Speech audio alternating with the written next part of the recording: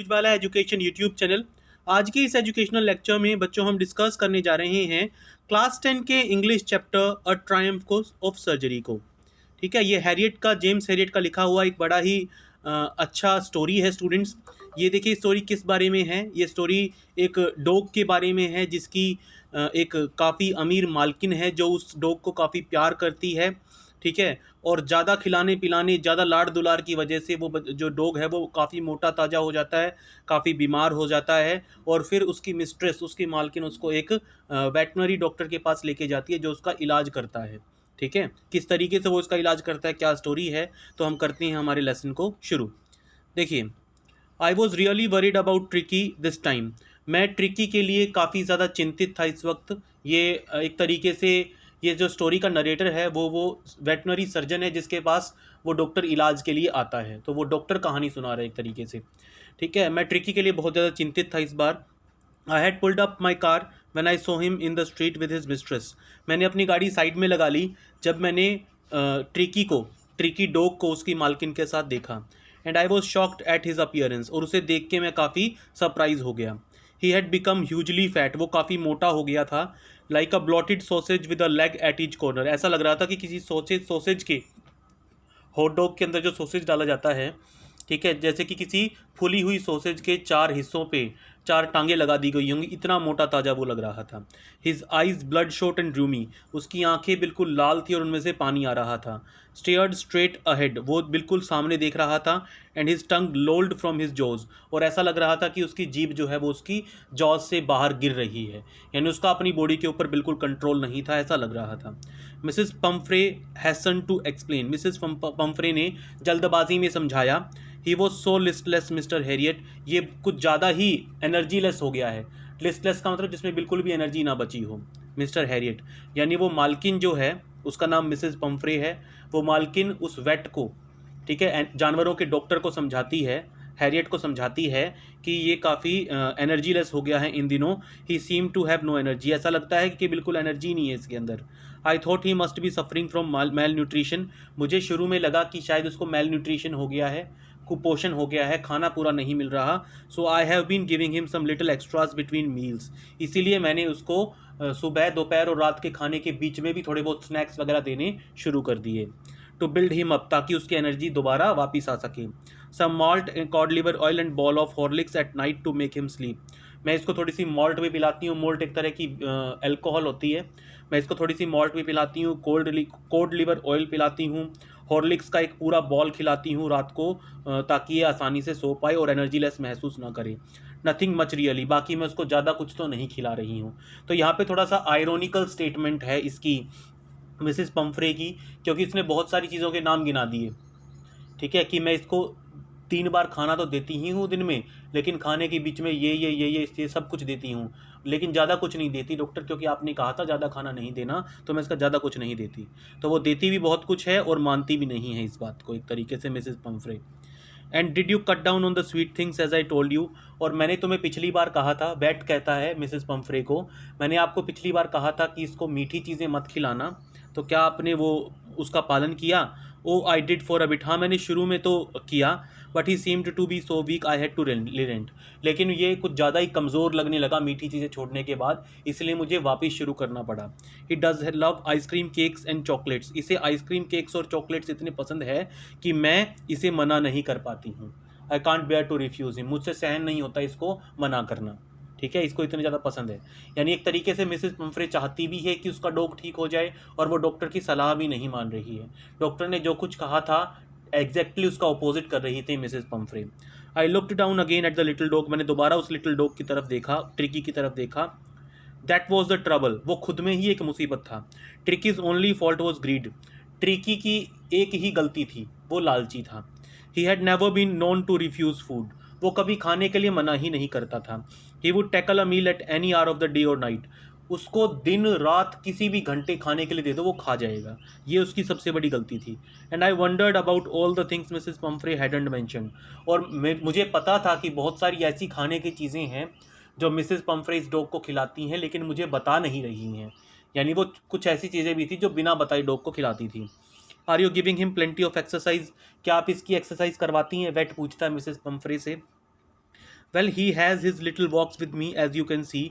आप देख ही रहे हो इस वक्त भी मैं इसको वॉक पे लेके आई हूँ, तो हल्की फुल्की वॉक हम लोग कर लेते हैं। बट हॉजकिन, हॉजकिन जो है वो गार्डनर है, उसका माली है, उसका नौकर एक तरीके से, उसके गार्डन की देखभाल करता है मिसेस पंफ्रे की। हॉजकिन जो है has been down with lumbago, Hodgkin को जो है लम्बेगो हो गया है, यानी मसल पेन हो गया है उसको। So there has been ring throwing lately, इसलिए जो रिंग थ्रोइंग वाला गेम खेलता था ट्रिकी लम्बेगो के साथ वो नहीं खेल रहा है आजकल। यानी एक तरीके से खिला पिला तो बहुत ज़्यादा रही है डॉग को मिसेस पंफ्रे, लेकिन एक्सरसाइज करवाने के नाम पे ज़्यादा कुछ नहीं करवाती है उससे। ठीक है। I tried to sound severe, मैंने थोड़ा सा गंभीर होते हुए कहा। ठीक है। Now I really mean this, मैं असल में आपको कह रहा हूँ, मैं पूरे मतलब के साथ आपको कह रहा हूँ, if you don't cut his food right down and give him more exercise he is going to be really ill. ठीक है, मेरी बात मानिए, अगर आपने इसका खाना कम नहीं किया और इसे ज़्यादा एक्सरसाइज नहीं करवाई तो ये बहुत ज़्यादा बीमार हो जाएगा। बाद में मुझे मत कहिएगा कि मैंने आपको चेतावनी नहीं दी थी। You must harden your heart, आपको अपना दिल मजबूत करना होगा and keep him on a very strict diet, और इसको डाइट पे रखना होगा, डाइट फूड खिलाना होगा इसको। ठीक है। Mrs Pumphrey wrung her hands, oh I will Mr Herriot, Mrs Pumphrey ने अपने हाथ आपस में जोड़े और कहा, हाँ बिल्कुल मिस्टर हैरियट, मैं ऐसा ही करूँगी। I am sure you are right, मुझे पता है कि आप ठीक कह रहे हैं, but it is so difficult, लेकिन मेरे लिए आपकी कही बातों का पालन करना बड़ा मुश्किल है, बहुत ज़्यादा मुश्किल है। She said of head down along the road. ठीक है, वो चली गई, सिर नीचे करके रोड के साथ साथ चलती रही, as if determined to put the new regime into practice immediately. उसका चेहरा देख के ऐसा लग रहा था कि जो नया रूटीन बताया था उसको डॉक्टर ने, उसको आज ही से वो लागू कर देगी। लेकिन आप लोग भी ये जानते हैं, रीडर्स भी आप लोग समझते हैं कि मिसेस पंफ्रे ऐसा दिखा तो रही हैं, ऐसा कह तो रही हैं, लेकिन वो ऐसा करेंगी नहीं। ठीक है, जब डॉग उनकी तरफ देखेगा बेचारी आंखों के साथ, मीठा मांगेगा उनसे खाने के लिए, तो वो दे देंगी। I watch there progress with growing concern, मैं लगातार उनके नज़र बनाए हुए था ट्रिकी की प्रोग्रेस पे। ठीक है, क्योंकि मैं काफ़ी कंसर्न्ड था, काफ़ी मतलब परेशान था उसकी प्रोग्रेस को लेके, ट्रिकी प्रोग्रेस को लेके। Tricki was tottering along in his little tweed coat, Tricki जो है वो टोटरिंग, टोटरिंग का मतलब अच्छे तरीके से चल भी नहीं पा रहा था, लड़खड़ा के चल रहा था। ठीक है, उसने एक ट्वीड कोट पहना हुआ था। He had a whole wardrobe of these coats, उसके पास इस तरह की बहुत सारे कोट्स थे। फॉर द कोल्ड वेदर, ठंडे मौसम के लिए अलग कोट, रेन कोट था बारिश के दिनों के लिए। He struggled on drooping in his harness, जो हार्नेस उसने पहन रखा था, जिसके ज़रिए उसकी मालकिन ने उसको पकड़ रखा था, उसके अंदर वो ड्रूप कर रहा था, यानी उसका फैट कुछ ज़्यादा ही जमा हो गया था। एक तरीके से उसका पेट और बॉडी के हिस्सों से फैट लटक रहा था। आई thought it wouldn't be long before I heard from Mrs Pomfrey, मुझे पक्का पता था कि ज़्यादा समय नहीं बीतेगा कि मिसेस पंफ्रे मुझे दोबारा कॉल करेंगी कि ट्रिकी ज़्यादा बीमार हो गया है। मुझे पता था इस बात का, क्योंकि जो इस बच्चे को चाहिए, जो इस डॉग को चाहिए, वो दे नहीं पाएंगी और ये और बीमार होगा, तो जल्दी ही मुझे दोबारा कॉल आने वाला है। The expected call came with in a few days, कुछ दिन बाद ही जो कॉल एक्सपेक्टेड था मिसेस पंफ्रे का, वो आ गया। Mrs Pomfrey was distraught, Mrs Pumphrey जो है वो बिल्कुल जो है ना कन्फ्यूज थी, इमोशनल थी, बहुत ज़्यादा परेशान थी, बहुत ज़्यादा। Tricky would eat nothing, tricky कुछ भी नहीं खा रहा है। Refused even his favourite dishes, अपनी फेवरेट खाने की चीज़ों को भी मना कर रहा है। And besides he had bouts of vomiting, और इसके अलावा वो बार बार उल्टियाँ भी निकाल रहा है। ही spent all his time lying on a रग पेंटिंग, पेंटिंग का मतलब होता है जोर जोर से सांसें, जोर जोर से सांस लेना। ठीक है, तो ये इस रग पे, इस कपड़े पे लेटा हुआ है काफ़ी टाइम से और पेंटिंग कर रहा है, यानी जोर जोर से सांसें ले रहा है। ठीक है, इसकी सांसें फूल रही हैं।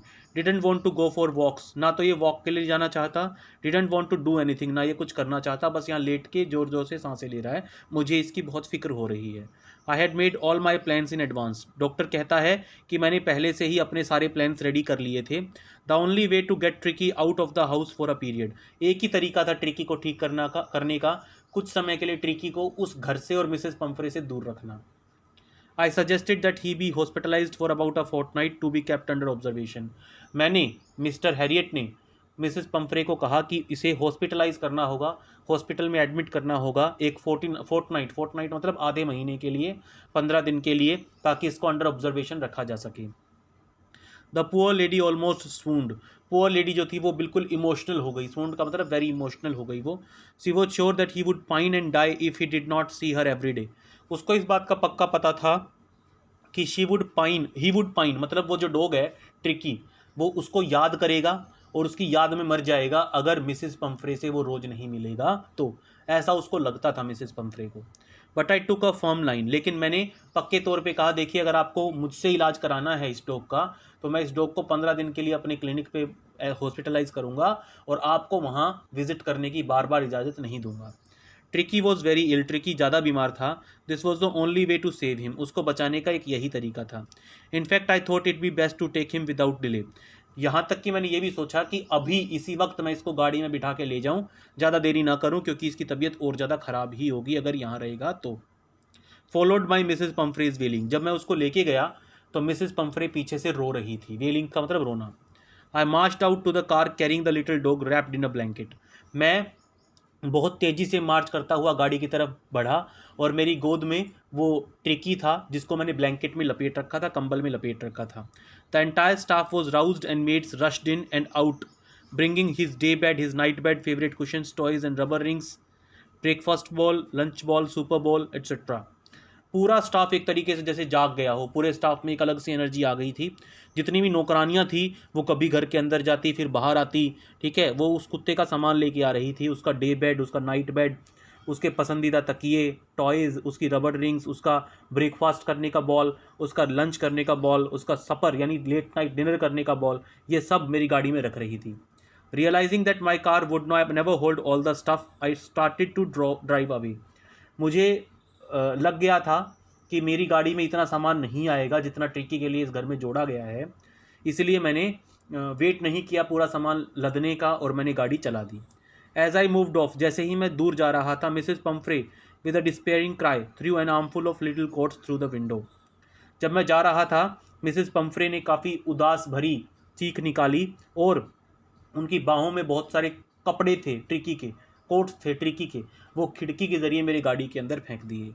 I looked in the mirror before I turn the corner of the drive, everybody was in tears.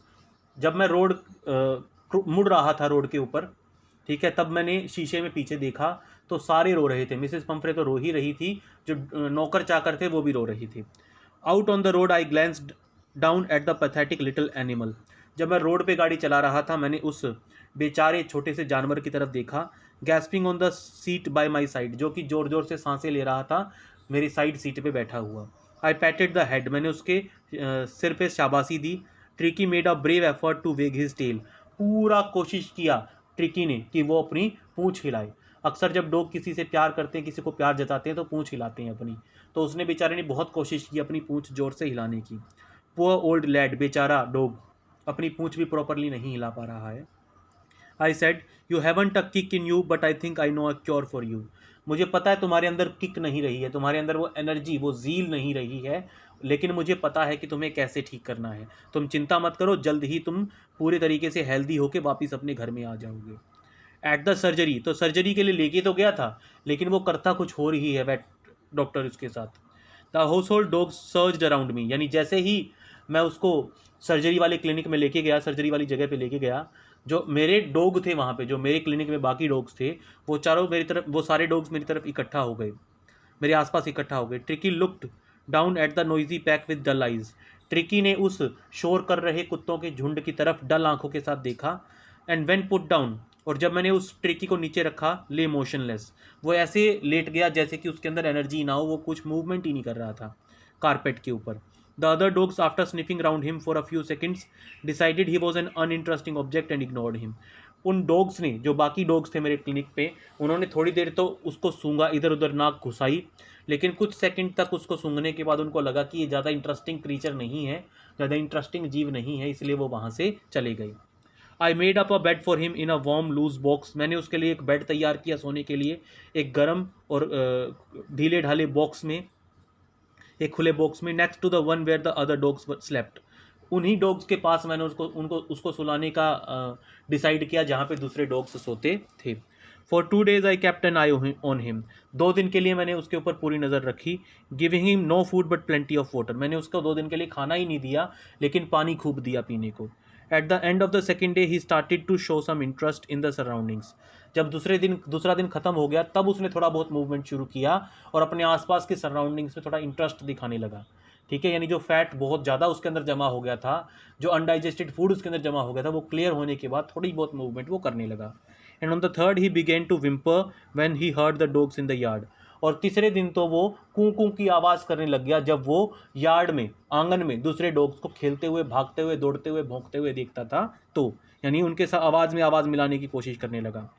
When I opened the door, Tricky trotted out. जब मैंने उसका दरवाज़ा खोला तो ट्रिकी ट्रॉटेड आउट का मतलब अभी भी लड़खड़ा के चल रहा था, लेकिन चल रहा था अभी भी। And was immediately engulfed by Joe the greyhound and his friends.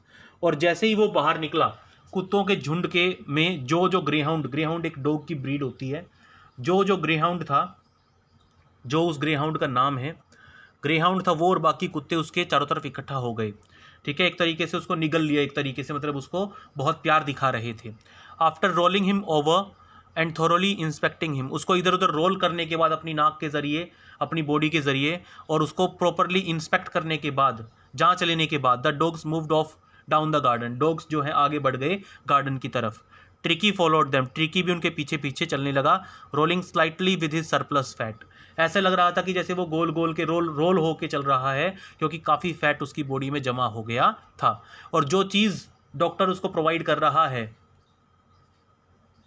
Tricky को, वही चीज़ उसे चाहिए, control on diet and regular exercise. जब वो डॉग दूसरे डॉग्स के साथ रहेगा, एक्सरसाइज करेगा, उनके साथ खेलेगा कूदेगा, तो जल्द ही वो फिट एंड फाइन हो जाएगा।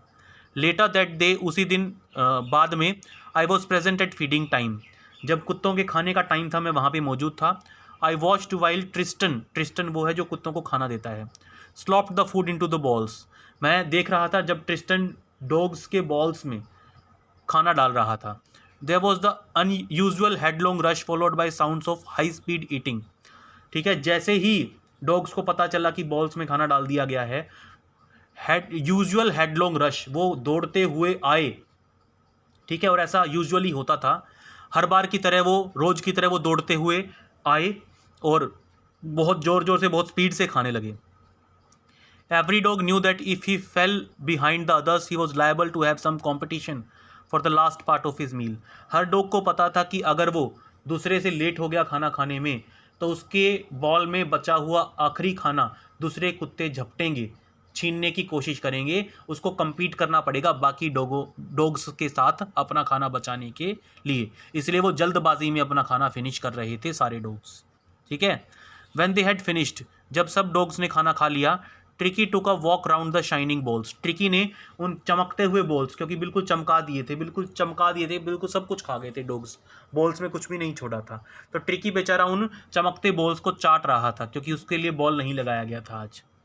लेकिन कैजुअली इनसाइड वन और टू ऑफ देम, कभी कभी वो बीच बीच में उनमें से किसी एक को चाट लेता, क्योंकि उसको भूख लगी हुई थी।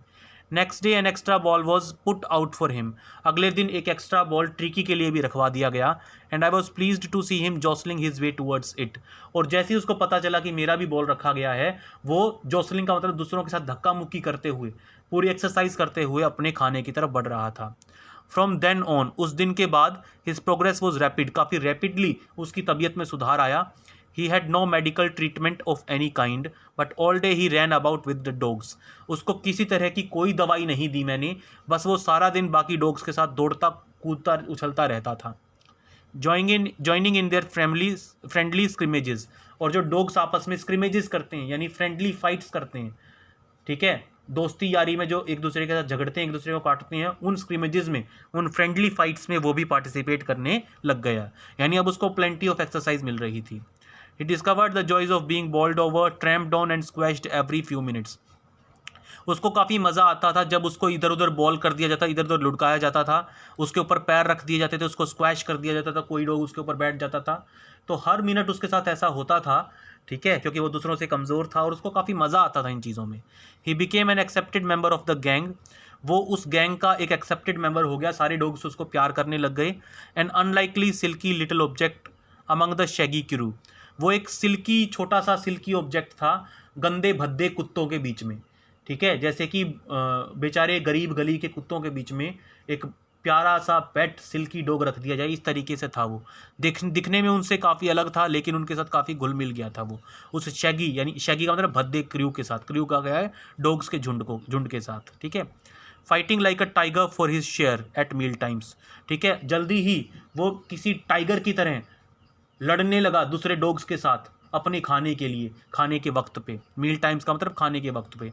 And hunting rats in the old hen house at night, और रात को उसको जब हैन हाउस में रखा जाता था सोने के लिए, तो वो बाकी डॉग्स के साथ मिलके रैट हंट किया जाता करता था, जो है चूहों को ढूंढा करता था। He had never had such a time in his life, इतना ज़बरदस्त टाइम उस बेचारे डॉग ने अपनी लाइफ में कभी भी नहीं देखा था।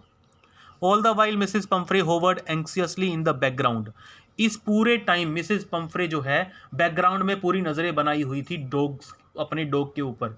उसको विजिट करने का, देखने का तो अलाउड था नहीं, लेकिन ringing a dozen times a day for the latest bulletins, रोज अपने डॉग का समाचार जानने के लिए वो दिन में 12 बार, बहुत बार फ़ोन किया करती थी। कौन फ़ोन किया करती थी? मिसिस पंफ्रे फ़ोन किया करती थी। I dodged questions about whether his questions were being turned regularly or his correct quote won according to weather, but I was able to tell her that the little fellow was out of danger and convalescing rapidly. मैं उसके questions का जवाब देने से बचता था। कौन से क्वेश्चंस का? क्या उसके क्वेश्चंस रोज बदले जा रहे हैं? क्या वो मौसम के हिसाब से सही कोट पहन रहा है? लेकिन मैं उसको रोज़ ये बात ज़रूर कहता था कि आपका डॉग अब खतरे से बाहर है और बड़ी जल्दी जल्दी रिकवर कर रहा है। कन्वालेसिंग का मतलब रिकवर कर रहा है बड़ी जल्दी जल्दी। The word convalescing seemed to do something to Mrs Pumphrey, जो ये कन्वालेसिंग वर्ड मैंने, रिकवरी वर्ड जो मैंने यूज़ किया, शायद मिसेस पंफ्रे को ये वर्ड का कुछ ज़्यादा ही टच कर गया। She started to bring round fresh eggs, उसने काफ़ी कुछ खाने का भेजना शुरू कर दिया। ठीक है, फ्रेश एग्स भेजने शुरू कर दिए, 2 डजन एट अ टाइम। जब भी भेजती 24 अंडे भेजती थी वो, 2 दर्जन अंडे भेजती थी। To build up Tricki strength, ताकि ट्रिकी की ताकत बनी रहे। ठीक है, वही उसकी गलत फहमी मिसेस पंफ्रे की, उसको अभी भी लगता था कि उसको डाइट की ज़रूरत है स्वस्थ होने के लिए, लेकिन ट्रिकी को जस्ट अपोजिट चाहिए था, डाइट कंट्रोल चाहिए था स्वस्थ होने के लिए। तो उसको 2 दर्जन अंडे भेजती थी एक बार में, ट्रिकी की ताकत को बनाने के लिए, बनाए रखने के लिए। For a happy period my partners and I had 2 eggs each for breakfast, काफ़ी लंबे पीरियड तक, जब तक ट्रिकी हमारे पास रहा, ब्रेकफास्ट में हम 2 अंडे रोज खाया करते थे।